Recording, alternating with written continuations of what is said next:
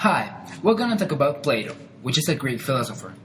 Plato's birth and death dates are not exact, but there's an estimated that he was born around 428 BC in Athens, Greece.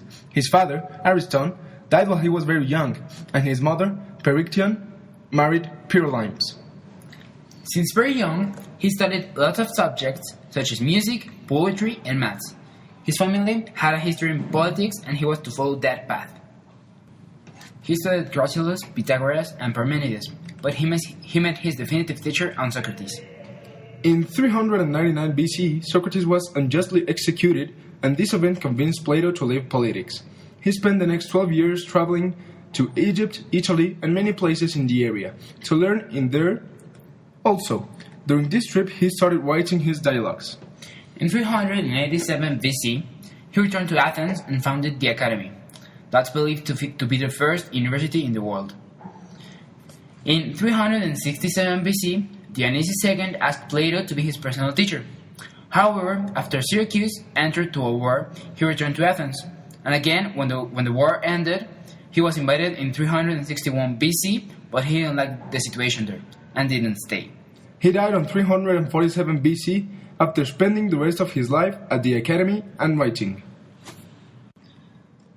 Plato's most important dialogues are Crito, the Apology, Symposium, Sophist, and of course, the Republic, that for our objectives was the most useful, and we truly recommend that you read it.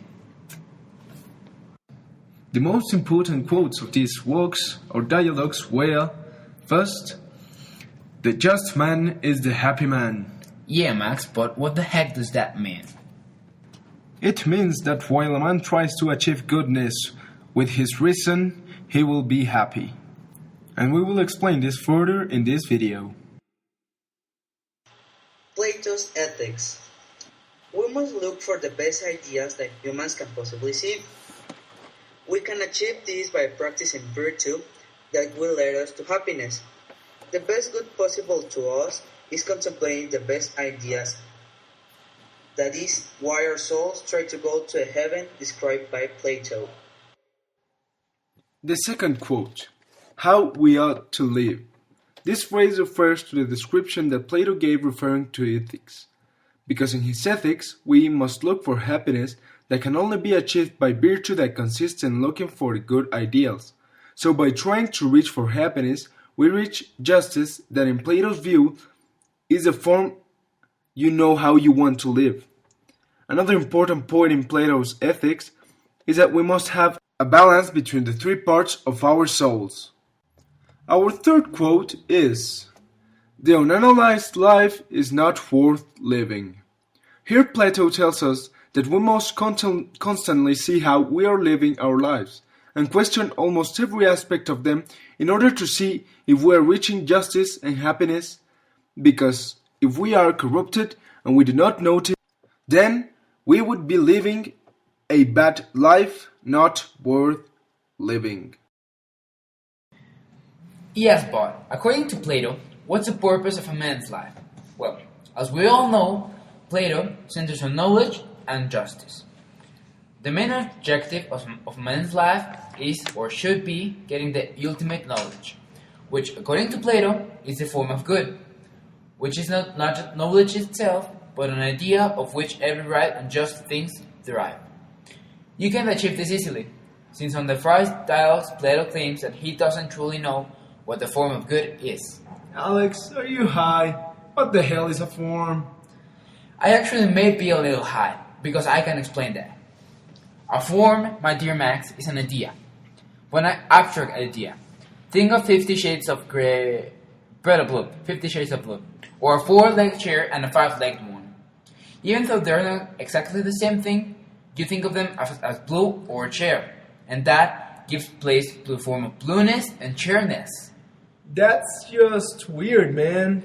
Yes, but the things you see are not forms.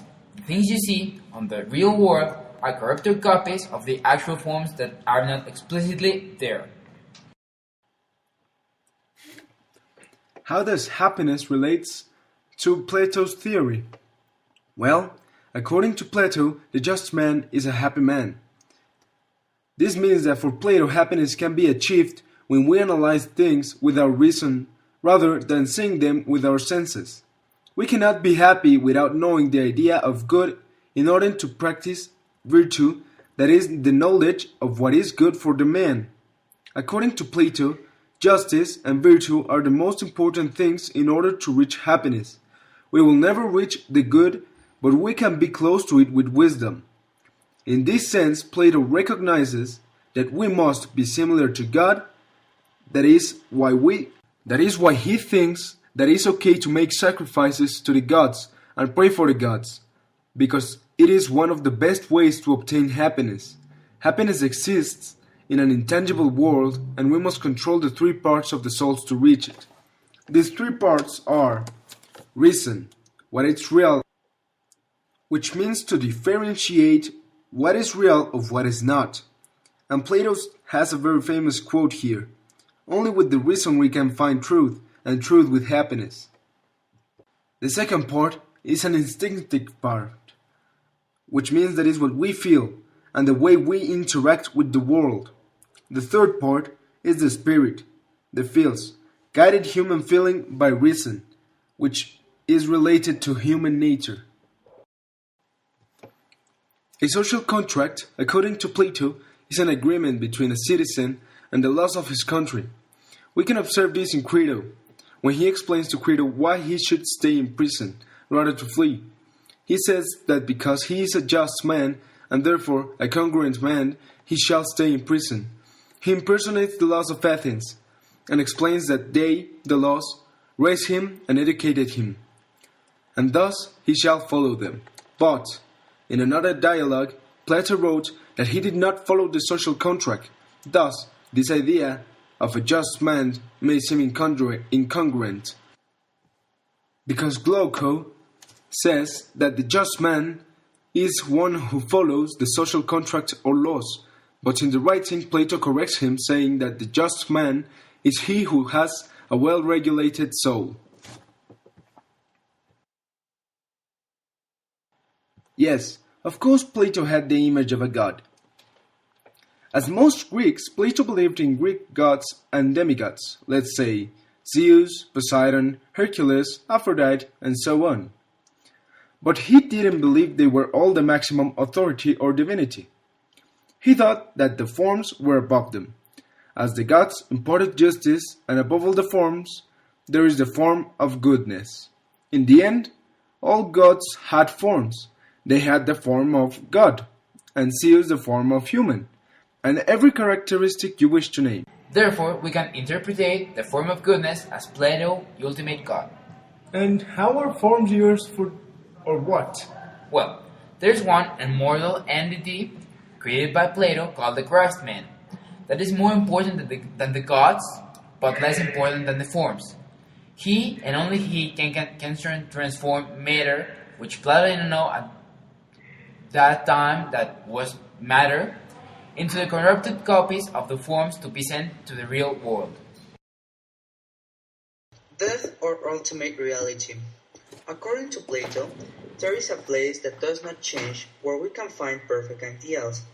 The purpose of the soul is to reach this place known as heaven, because on earth we have imperfect copies of heaven's ideas.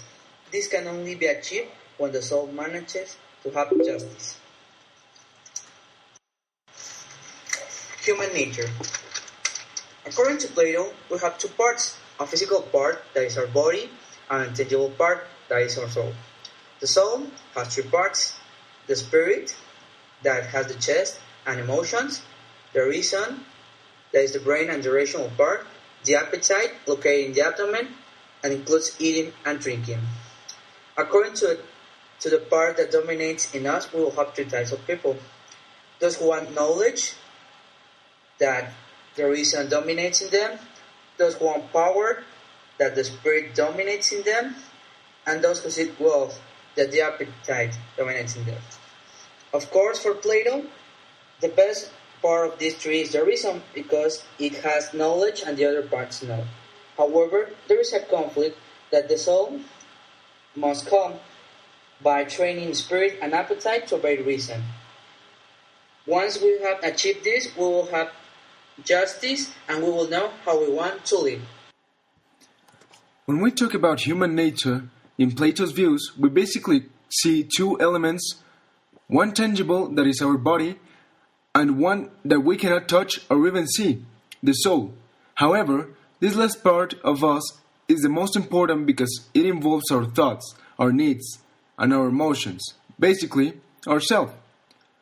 Focusing on the soul, we can see that involve our rational part of us, our emotional part, and our desires. Each part of the soul tends to seek the control over us. For example, if we are hungry, but the only thing that we find is food that may cause us disease because it is not good enough for eating, one part of us will want to eat that food, but the other would tell us to avoid eating it. Or when someone does something that hurts us, our first reaction would be to hit or do something equally wrong to that person. However, other part of us would stop us from doing something that we might regret later. In both of these cases, our reason dominates over the emotions and needs, leading us to what Plato concluded. It is more important the reason for our lives because we would be living a good and just life with ourselves and with other people. In this sense, we would see that we let reason control the other parts, and in this way, we avoided excess or violent acts that will lead our lives to live them in a good state and above all, happy. We apologize for the quality of our video and that it's not very original. This was due to time constraints. And the reason it doesn't last the 15 minutes, it's because we had already seen some of the concepts in class.